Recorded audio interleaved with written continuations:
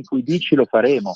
E in questo caso ci vorrebbe la volontà politica. È ovvio che in una politica, ahimè, dominata purtroppo da interessi puramente elettorali delle prossime elezioni, neanche di partito ormai, no? Perché il partito se non altro aveva un'ideologia, un'idea, un valore. Oggi sono proprio, purtroppo la politica oggi secondo me, sarò molto populista in questo, ma io riconosco più coscienza politica nei non politici che nei politici di oggi.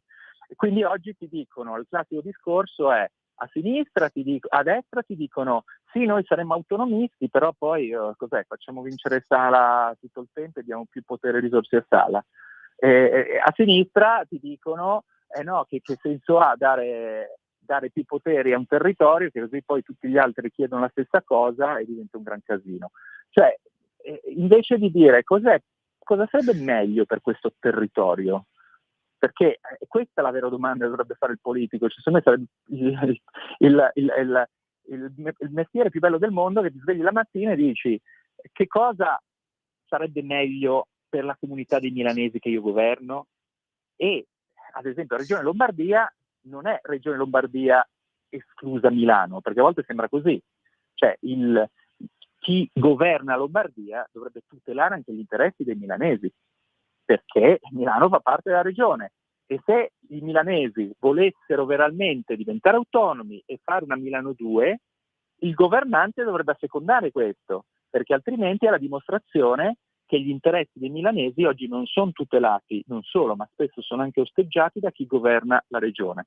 E quindi premessa è, se ci fosse volontà politica si potrebbe fare in 2 minuti, tanto che ha citato la Brebemi, che sarebbe una soluzione anche per la Brebemi, perché di colpo sarebbe un organo, un'arteria di comunicazione fortemente importante e non la classica cattedrale nel deserto che viene spesso fatta. Certo. E quindi la risposta è: se ci fosse volontà politica si potrebbe attivare il processo. Il problema è che o cambia il modo di affrontare la politica e si torna a chi fa politica con una visione negli interessi delle persone, o se no è ovvio che questo sarà lo scoglio che non si potrà affrontare, per cui la speranza è che ci sia invece la società cosiddetta civile, che sono quelli che dovrebbero, in realtà sono espressione degli interessi del territorio, che capiscano che una soluzione del genere è una soluzione ottima per Milano e senza problemi per il resto del paese. Certo. Guardi, questa è una radio libera, si chiama Radio Libertà, quindi lei può esprimere ovviamente tutto quello che pensa convintamente su questa questione, ma c'è un impasse attuale sul federalismo, perché inevitabilmente, ecco, sono costretto a chiederglielo, come vede il processo attuale di creazione di autonomia attraverso il federalismo, perché questo è un punto fondamentale. Cioè, ci stiamo arrivando al federalismo o lei propone a livello culturale, si badi bene, ha appena detto che non si sente un politico o si sente meglio dei politici, migliore dei politici, ma che cosa propone lei di alternativo al processo governativo che attualmente si sta elaborando sulle autonomie differenziate attraverso evidentemente una riforma federale dello Stato? Ecco, lei la sente sua oppure ha dei dubbi, delle perplessità su questo? Zoppolato. Io sono federalista totale, cioè nel senso, ma anche a livello di municipi, ma anche a livello di cittadino. Cioè io sono dell'idea, proprio perché il valore fondante, secondo me, dell'evoluzione dell'essere umano si chiama libertà, come la vostra radio. E quindi io non temo la libertà. E quindi, secondo me, più si lascia libertà più in basso possibile, fino al singolo cittadino, più si avrà un cittadino responsabile e quindi si avrà una società migliore. Una società che invece toglie la libertà alimenta solo parassitismo e la deresponsabilizzazione, perché è ovvio che se decide tutto papà Stato, il singolo cittadino poi dà la colpa a papà Stato se le cose non funzionano. Quindi il discorso è, in realtà, quello che ho detto prima dell'aspetto culturale e filosofico, cioè io sono molto pessimista sul processo che sta accadendo in Italia, ma semplicemente per il fatto che mancano i veri federalisti, cioè per essere un autentico federalista, come ho detto, devi essere federalista sopra, ma anche sotto, ma perché devi incarnare il concetto di libertà, no? Cioè, e il concetto di libertà si basa sul concetto di diversità, o meglio, di unicità come valore fondante. Cioè, io ad esempio, come persona, io credo che la cosa più di valore di un essere umano sia la sua unicità, cioè ciò che lo rende diverso da tutti gli altri. Ciò che invece, a mio avviso, gli fa perdere valore è ciò che lo rende uguale agli altri, perché significa che secondo me quella non è la sua identità, no? Noi siamo in parte unici, in parte come gli altri. A me affascina sicuramente ciò che lo rende unico. E questo vale per il cittadino, mi vale per quando vado a vedere un paese, quando vado in una nazione straniera, quando incontro un territorio. Mi piace ciò che lo rende unico. Non voglio trovare in un territorio, se vado in un territorio fuori Milano, non voglio trovare i panettoncini che sono la brutta copia di Milano. Mi piace trovare i prodotti tipici e io credo che questo mi accomuna alla gran parte delle persone, no? Se no non ci muoveremmo di casa. Ma questo tema, che a livello di relazioni, di cultura, di mentalità è assodato e diffuso, cambia totalmente se bisogna fare un approccio politico. Ad esempio, sul concetto di federalismo, il concetto di unicità e diversità diventa un non valore. La dimostrazione è che si sta impantanando la riforma, purtroppo per me, la riforma federalista, per il fatto che si dice non è giusto che una regione possa avere dei servizi migliori rispetto a un'altra che viene gestita in realtà dallo Stato. Ma a me sinceramente, che la Calabria domani possa avere servizi 3 volte superiori ad oggi, io sarei solo felice, anche perché non mi intacca comunque a me in Lombardia, no? Del fatto che la Lombardia, a me interessa, visto che sono in Lombardia, che i servizi in Lombardia siano alti. Se fuori da Lombardia migliorano i servizi, io sono solo felice. Invece c'è questa cosa che si dice, siccome con questa riforma la Lombardia domani potrebbe avere servizi superiori, il Veneto potrebbe avere servizi superiori, persino la Calabria potrebbe avere servizi superiori, io che sono di una regione che ho visto che i miei amministratori tendenzialmente non sono capaci, invece di prendermela con i miei amministratori, attacco gli altri e dico non è giusto, è incostituzionale che ci sia un territorio con dei servizi diversi. E allora io dico, allora che abbiate il coraggio di dire livelliamo tutto allo stesso modo. Cioè facciamo in modo che tutte le regioni abbiano esattamente le stesse risorse, non solo, che abbiano le risorse peggiori, cioè a livello della regione peggiore, che abbiano tutti i servizi a livello della regione peggiore. Se in una regione italiana la scuola tendenzialmente fa schifo, non è giusto allora, secondo questo principio, che ci siano altre regioni che possono avere una scuola migliore. Quindi mettiamo tutte le scuole a livello di quella peggiore, non solo, ma della sua regione a livello della peggiore scuola della regione. Livelliamo tutto verso il basso, che già sta accadendo, e allora a quel punto direi almeno ideologicamente c'è un'onestà intellettuale.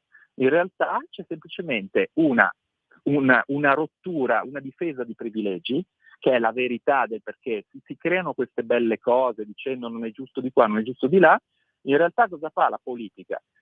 Come in tutti i settori, tendenzialmente tutela gli incapaci rispetto ai capaci, e per un amministratore incapace è molto meglio vedere che è impossibile che ci siano regioni che fanno meglio di loro, e allora a quel punto è molto meglio perché l'incapace non viene messo in discussione. E questo purtroppo è il grande problema in Italia, dove si tutelano gli incapaci in tutti i settori e li si giustificano con delle bellissime parole.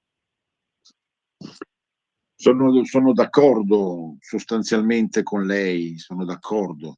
Lo sforzo è quello di andare verso una diversificazione che possa dare valore alla dignità. La dignità non è soltanto sentirsi tutti fratelli, secondo una visione giacobina delle cose, è sentirsi unici, come ha detto lei. Sì. Il processo è complesso, lei conosce meglio di me la storia del federalismo in Italia, che ha sempre zoppolato, ha sempre zoppicato, perché in Italia non si è mai riusciti a superare da una parte la contesa Guelfi-Ghibellini, che è molto campanilistica e quindi troppo micro, e dall'altra questo sforzo isterico di unificare tutti i costi, che è un po', mi si permetta, fascista. Inutile dare dei fascisti a chi al governo sta pensando al federalismo e all'autonomia differenziata, quando il vero fascista è quello che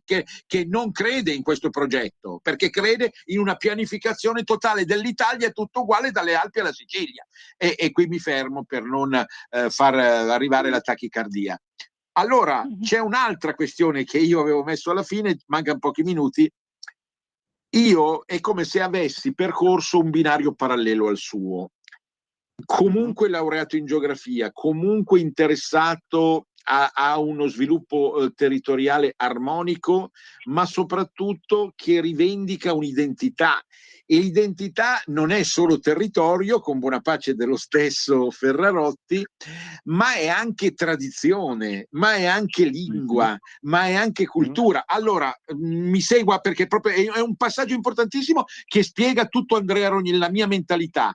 Per riuscire in qualche modo ad ottenere il consenso ci vuole anche una forza culturale che Milano in questo momento non ce l'ha più, perché è vero che Milano va verso il mondo, però deve regalare qualcosa di suo al mondo, che è la sua storia, la sua memoria, la sua identità, la sua lingua, la tradizione viscontea, tutto quello che ha creato anche la grande Milano, perché se non c'erano i Visconti e gli Sforza, se non c'era Maria Teresa d'Austria, Milano non nasceva come la vediamo adesso. Allora vuol dire che ha qualcosa di forte anche sul piano identitario, e questo è sempre bastonato. Basta accendere la televisione in qualsiasi momento, non si vuol parlare di questo perché Milano è solo una realtà di tipo economico, ma non nel senso migliore dell'economia, perché lei mi parla di economia, ma caspita, che economia di cui oggi abbiamo parlato, no? Ecco, voglio sentire la sua idea, ma siamo in conclusione, una battuta davvero finale, poi riprenderemo in futuro la questione. Io sottoscrivo tutto quello che ha detto, sia dal concetto di fascismo, che ahimè io credo che sia proprio una cultura, la cultura basso popolare di questo paese. Tendenzialmente siamo tutti fascisti, nel senso che non accettiamo la diversità e l'unicità dell'altro. E questo è oggi, devo dire, il fascismo è alimentato più dalle forze che si dicono antifasciste che di quelle che teoricamente riprendono l'eredità. Però questo è un altro discorso, però sono super d'accordo con lei. Dall'altro lato, ancora più d'accordo su quello che dice di Milano. Cioè Milano è una città assolutamente unica, basta andare in giro per il mondo per capire che Milano è unica, grazie al fatto che ha avuto ogni tipo di dominazione delle grandi culture. Noi un'altra provocazione che abbiamo fatto è stata quella di dire che Milano è la unica vera capitale europea, perché è l'unica grande città europea che è stata dominata da tutte le culture continentali europee, perché è una città che è stata forgiata dai francesi, dagli spagnoli, dai tedeschi con il Sacro Romano Impero, eccetera, eccetera, eccetera. Quindi il discorso è questa unicità, che è la grande forza di Milano, che può essere una grande attrazione per Milano e un grande valore per la nazione, perché Milano fa parte della nazione italiana, quindi dovrebbe essere un interesse di tutta Italia che Milano valesse di più, perché potrebbe valere di più tutta l'Italia. Milano può ritornare a quello che lei sta dicendo, che secondo me è sottoscritto al 95% non dei milanesi, ma di chi vive a Milano. Che Milano deve ritornare ad essere quella città che riesce a far emergere le eccellenze di tutte le diverse culture e di tutti gli aspetti del suo passato, perché Milano è riuscita ad assimilare e a metabolizzare tutte queste dominazioni, non diventando una città austriaca, una città francese, una città romana, ma diventando anche una città che ha preso degli ingredienti di queste culture. Purtroppo, come lei ha detto, e sottoscrivo, ultimamente per motivi politici nazionali, regionali e, ahimè, soprattutto cittadini, Milano è diventata una brutta copia di città che in certi aspetti sono migliori di Milano, perché se tu imiti un'altra città in un aspetto, sicuramente l'altra città è superiore a te, quindi una brutta copia di Parigi, una brutta copia di Londra, che non sarà mai a quei livelli, dove infatti il business principale, oggi l'unico veramente tutelato dalla classe politica di tutta la nazione, è quello dei costruttori, è quello immobiliare, che è quella roba che dice qualunque città del mondo alla fine ha questo business e ha perso invece tutte le altre robe, quelle che attirano anche ancora persone di tutto il mondo, che certo non vengono qua a vedere a Milano perché nasce un palazzo in più rispetto a un altro. E quindi super sottoscrivo, e questo che dice mi dà comunque la speranza del continuare, anche perché io non sono ossessionato al risultato. Io non è che per me uno sport guardi i risultati e finisce. Il bello dello sport è la partita. E qua anche dobbiamo questo, chiudere. Io invito tutti ad andare in libreria a comprare Milano città-stato, Andrea Zoppolato, Il grande sogno dei milanesi, Boston Edizioni. È un libro importante, secondo me, lungo questa via un po' tribolata verso la vera libertà. Grazie, grazie, a risentirci a tutti, e Milano risorga, risorga Milano, Venezia risorga, risorga Venezia. A risentirci.